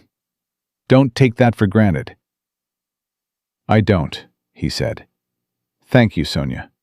For all of it. He put down the phone and looked at the diner, at the familiar rows of booths, the counter stools, the pass-through window to the kitchen, where he could see his cook moving through the morning with the ease of someone who knew every step by heart. 8 years he'd run this place. 8 years of early mornings and inventory and the particular exhaustion of being responsible for something that other people depended on. He understood that exhaustion differently now. Clara arrived at noon, with the same punctuality she applied to everything. She came through the front door, into the lunch crowd, and something had changed about the way she moved through the room. Not more confident. She'd always been confident. But less defended. Like a shift in weather so slight that you couldn't have named the moment it changed, only that the air felt different. She took the end stool at the counter. He put coffee in front of her before she asked. $1 a year, he said. She wrapped both hands around the mug. $1 a year. How do you feel? She looked at him across the counter.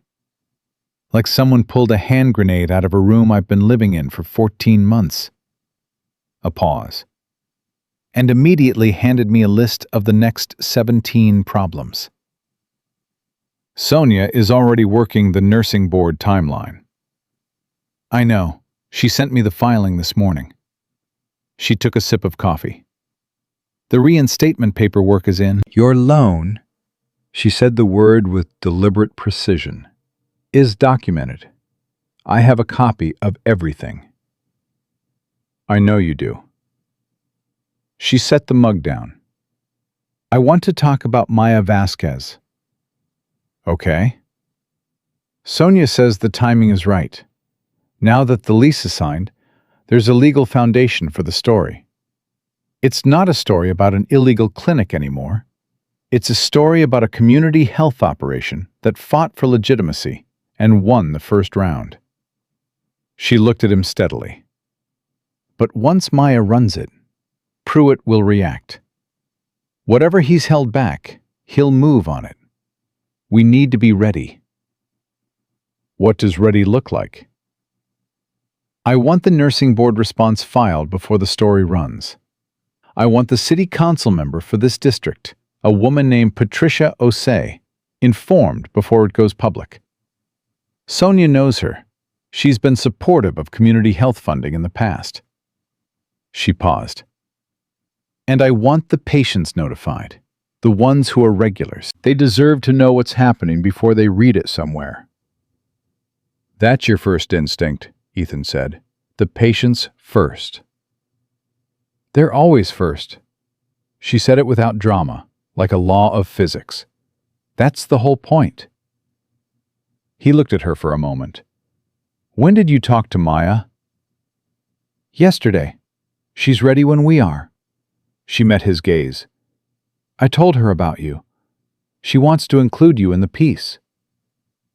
I don't need to be in it. I know you don't need to be. She thinks the human angle matters. A diner owner and a disabled nurse. An unlikely partnership. The kind of story that makes people believe something's possible. She paused. She's right, by the way. It's a better story with you in it. He shook his head slowly. This is your story, Clara. It's the clinic's story. She corrected him gently, but firmly. I've been too precious about keeping it just mine for too long. That's part of how it almost died. She looked at him directly. You're part of why it didn't. That belongs in the story.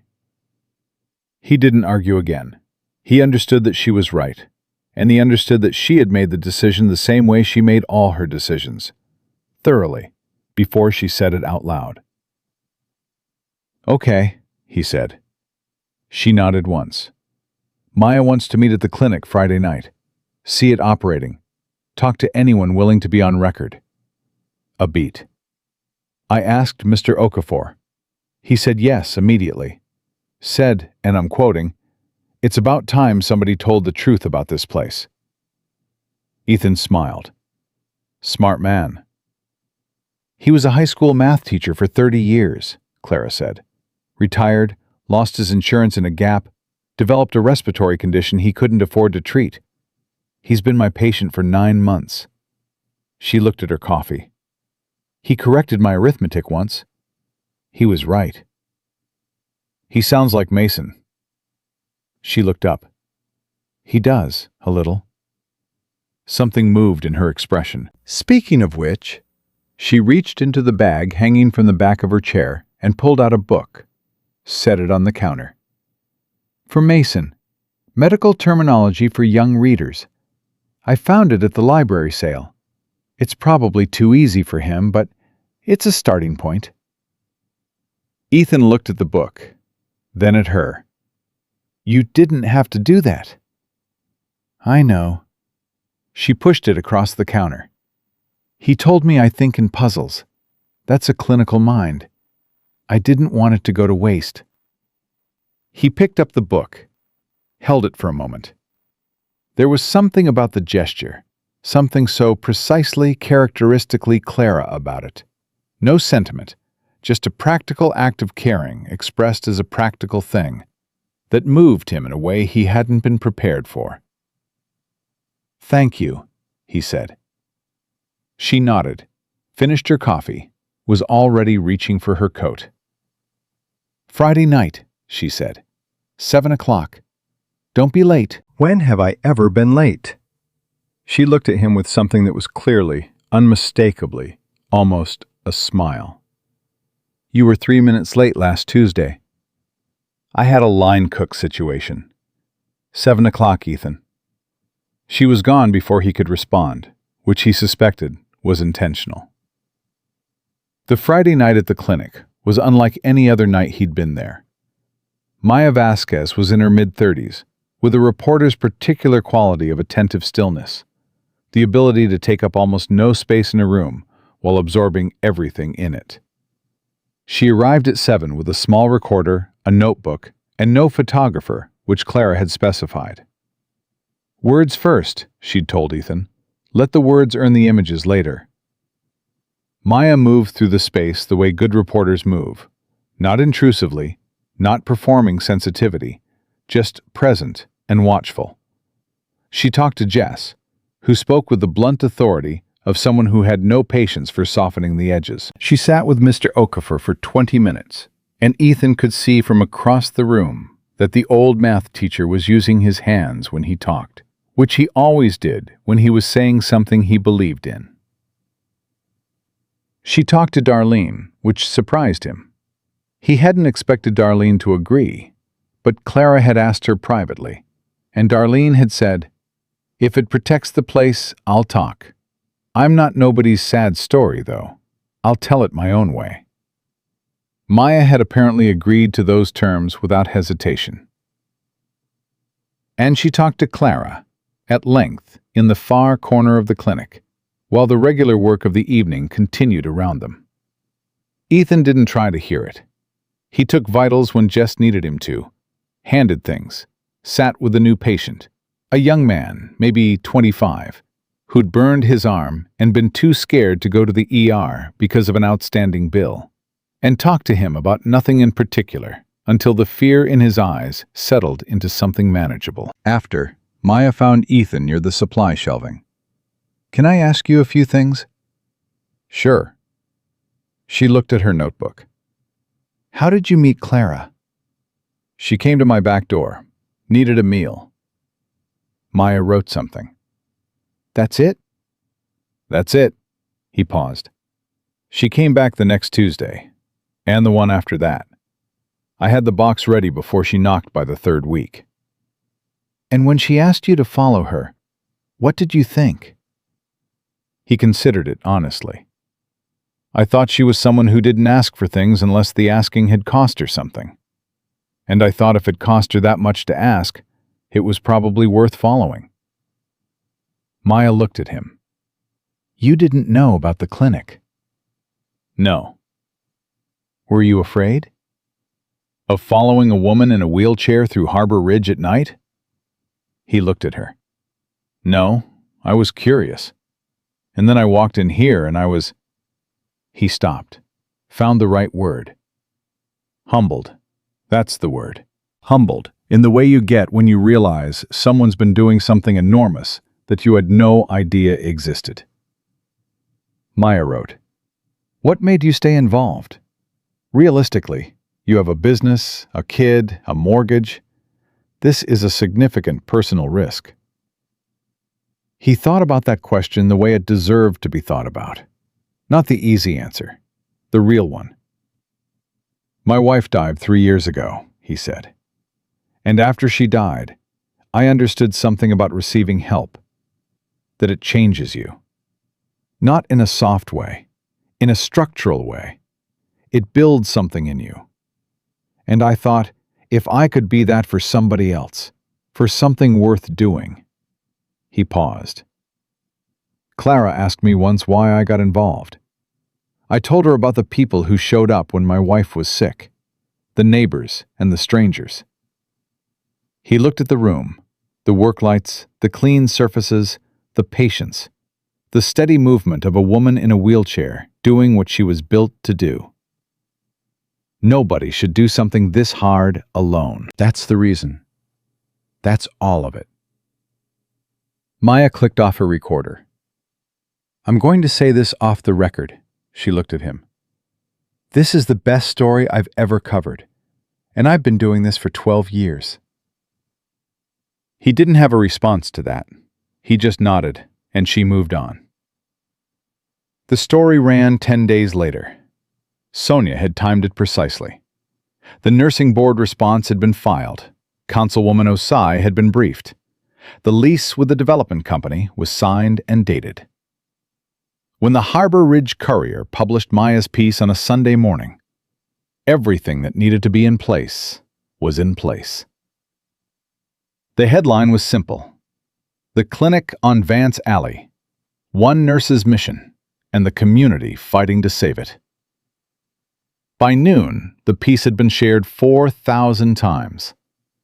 By evening, it had reached a regional news aggregator. By Monday morning, Sonia had fielded 11 calls from community health organizations, from a state senator's office, from a nonprofit that funded safety net medical facilities and had been looking for a Harbor Ridge partner for 2 years. Ethan read the article at the counter of the diner before the breakfast rush, Mason sitting 2 stools down, eating cereal, and reading it over his shoulder. "She said you were steady," Mason said. "What?" "In the article, she described you as—" He read aloud from his phone. "A steady, plain-spoken presence who seems to have shown up and simply declined to leave." He put the phone down. "That's a compliment, right?" "I think so." "Definitely a compliment." Mason ate another spoonful of cereal. "She's really good at this, Dad." "Clara?" "Yeah." He thought about it. "She knows exactly what she's doing all the time, like she's thought about every possible outcome before it happens." He paused. "That's a different kind of smart than school smart. That's real smart." Ethan looked at his son. You're not wrong. I know. He picked up the book from the counter, the medical terminology one Clara had sent, and tucked it under his arm as he slid off the stool. I'm going to be late. There's a first. Dad, Mason stopped at the door, turned back. She's good for you, like, actually good. You laugh more. He said it with the flat certainty of an 11-year-old who has no investment in being diplomatic about the truth. Then he was out the door before Ethan could respond. He sat with that for a moment, then poured himself a coffee and got to work. Pruitt moved 3 days after the article ran. His attorney filed a formal response to Sonia's conflict of interest challenge with the nursing board, arguing that the complaint had been filed independently and on legitimate clinical grounds. It was a defensive move, not an offensive one. Exactly what Sonia had said he would do when the narrative had already shifted. He was managing exposure, not expanding his attack. The hand grenade had been relocated. It hadn't been disarmed, but it was further from the room. The nursing board scheduled a formal hearing for 6 weeks out.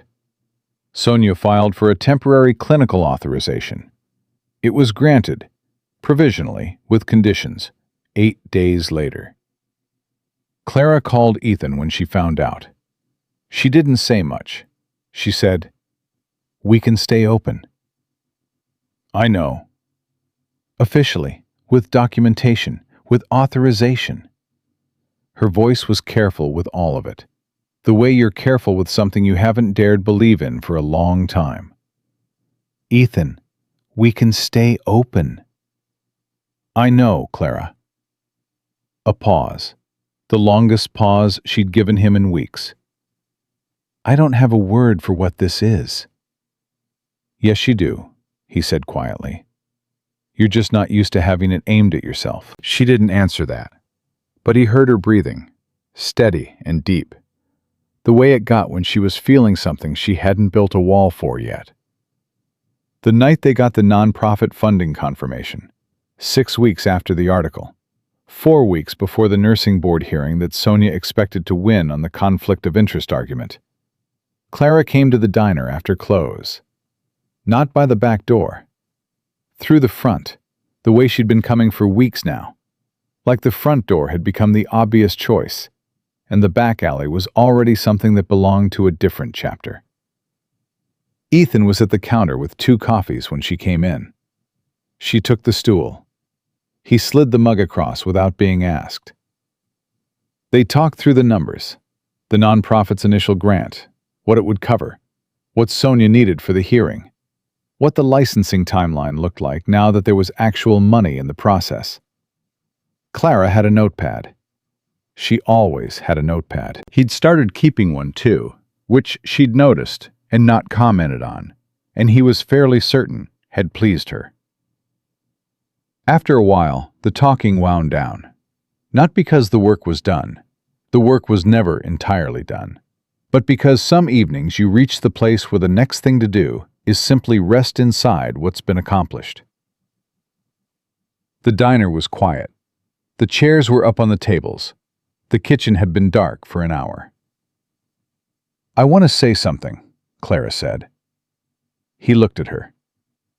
I've been thinking about how to say it for a while, and I keep coming up with the precise version instead of the honest version. So I'm going to say the honest version. She held her coffee mug, didn't look away. I built the clinic because of Robert Tellis, and because of the accident, and because I had skills that people needed and I couldn't justify sitting still. Those things are all true. She paused. But the reason I came to your back door for 6 weeks before I asked for anything, the reason I kept coming back, wasn't only about the food. He didn't say anything. He understood she needed to finish without being interrupted. I wanted to be somewhere that felt normal, she said, where someone treated me like a person, rather than a condition or a story, or an object of either pity or extraordinary admiration. You handed me a box through the back door and talked to me like I was just a person, And that was... She stopped. That was not a small thing. I don't think you knew how not small it was. I didn't, he said. I just knew you were hungry. She looked at him. That's exactly what I mean. The silence between them was the kind that doesn't ask to be filled. The kind that means everything has been said that needed to be said. And now there's just the fact of two people in a quiet room who have learned, over the course of one hard and unexpected season, that the other person is someone they want beside them. Clara. He said her name simply, the way he'd always said it. I know, she said. Just that. She'd heard the question he hadn't technically asked, the way she heard most things, fully, before the words were finished. Is that a problem? He said. No. She looked at him steadily, those gray eyes clear and direct, the way they'd been the first night in the alley when she'd looked up at him and said, I'm not here to cause trouble, and he'd gone back inside and made her a plate. It's not a problem, Ethan. He nodded, looked at his coffee. I don't know exactly what this is. Neither do I, she paused. But I'm not afraid of that. Neither am I. He looked at her. Not of this. She reached across the counter and put her hand over his. Briefly, the way she'd put her hand over Earl Duchamp's that evening in the row house, with the particular economy of a woman who had learned to make gestures mean exactly what they were intended to mean, and nothing more and nothing less. It lasted maybe 5 seconds. Then she picked up her coffee. The hearing is in 4 weeks, she said. I'll be there. The nonprofit wants a site visit in 3. I'll coordinate with Jess on the timing. And Patricia Osei's office called Sonia yesterday. She wants to tour the clinic before she decides whether to co-sponsor the community health funding proposal at the next council session. That's big. That's everything, Clara said. That's what makes it permanent. He nodded slowly. We'll be ready. Yes. She set down the mug, reached for her coat. We will. He walked her to the front door, held it open. She rolled through and stopped on the sidewalk, in the night air of Harbor Ridge, and looked up at him with an expression that was entirely her own.